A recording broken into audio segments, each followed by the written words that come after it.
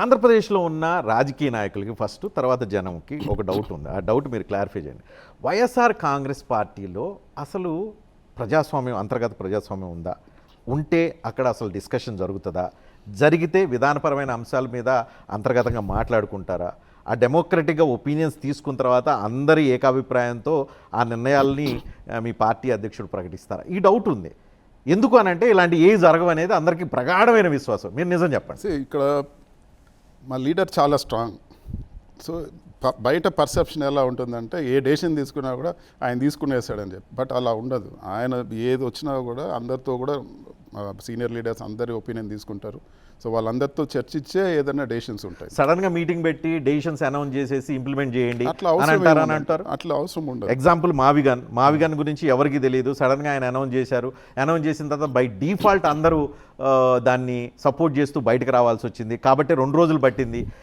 మీరు వైఎస్ఆర్ కాంగ్రెస్ పార్టీ మీద అతిపెద్ద విమర్శ ఏంటంటే మీరు మీ పార్టీ అధ్యక్షుడు ఏం చెప్తే అది తలాడిచ్చేస్తారు. ఒకటి, ఈ మావిగన్ అనే పేరు పేరు గురించి మీరు పక్కన పెట్టి కాన్సెప్ట్ ఏదైతే ఉందో విజయవాడ లేకపోతే గుంటూరు ఎగ్జిస్టింగ్ అమరావతి రైతులకు సంబంధించిన ఇష్యూ కానీ వీళ్ళన్నీ కూడా కలిపి మచిలీపట్నంతో కలిపి చేయాలనేది అందరితో కూడా ఆయన డెసిషన్ వచ్చే ముందు అందరితో కూడా మాట్లాడారు. చాలామంది ఈవెన్ నా ఒపీనియన్ కూడా తీసుకున్నారు. సో ఇది ప్రాక్టికల్గా ఉంది, ఎలా ఉంది అని చెప్పి అందరినీ కూడా, అంటే నేను జూనియర్ ఇంకా మాలో ఉండే సీనియర్లు అందరినీ కూడా ఆయన ఒపీనియన్ తీసుకున్నారు. రిటర్న్గా ఇమ్మన్నారు.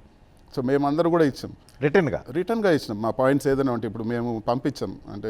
సో అందరూ అనుకుంటున్నారు వైఎస్ఆర్ కాంగ్రెస్ పార్టీ నాయకులు అందరూ జగన్మోహన్ రెడ్డి ఏది చెప్తే తలకాయ ఆడిచ్చేవాళ్ళు కాదంట. అంత అవసరం ఏముంది? ఈరోజు అందరూ ఒపీనియన్ తీసుకుంటేనే పార్టీ ముందుకు పోతుంది. డెఫినెట్గా తీసుకుంటారు ఏదున్నా కానీ. ఇప్పుడు మీకు ఈవెన్ ముఖ్యమంత్రిగా ఉన్నప్పుడు కూడా పదవులు ఇచ్చేటప్పుడు కానీ ఇంకోటి కానీ అన్నీ కూడా ఆయన ఆలోచించి అందరితో మాట్లాడారు. మరి ఎందుకు పార్టీ అధ్యక్షుడి మీద ఎందుకు అలాంటి ఒపీనియన్ ఉంది? ఒకవేళ అలాంటి ఒపీనియన్ వస్తే మీరందరూ ఆ ఒపీనియన్ని మార్చే ప్రయత్నం చేయకుండా అంతే ఎందుకు ఉంచుతున్నారు? ఒక స్ట్రాంగ్ లీడర్. సో బయట పర్సెప్షన్ ఎలా ఉంటుందంటే ఒక స్ట్రాంగ్ లీడరు డెసిషన్స్ ఆయన తీసుకుని వస్తాడేమో, ఆయన చెప్తాడేమో. బట్ ఇక్కడ అందరినీ కలుపుకోవడం వల్ల అంత బాండింగ్. మీరే అంటున్నారు మీకు ఎందుకు అంత అటాచ్మెంట్ జగన్ గారు అంటే, మమ్మల్ని అందరినీ అంత ఇంక్లూజివ్గా అందరిని దగ్గర చేర్చుకుంటారు కాబట్టి మాకు అంత బాండింగ్, మమ్మల్ని అంత నమ్ముతారు కాబట్టి.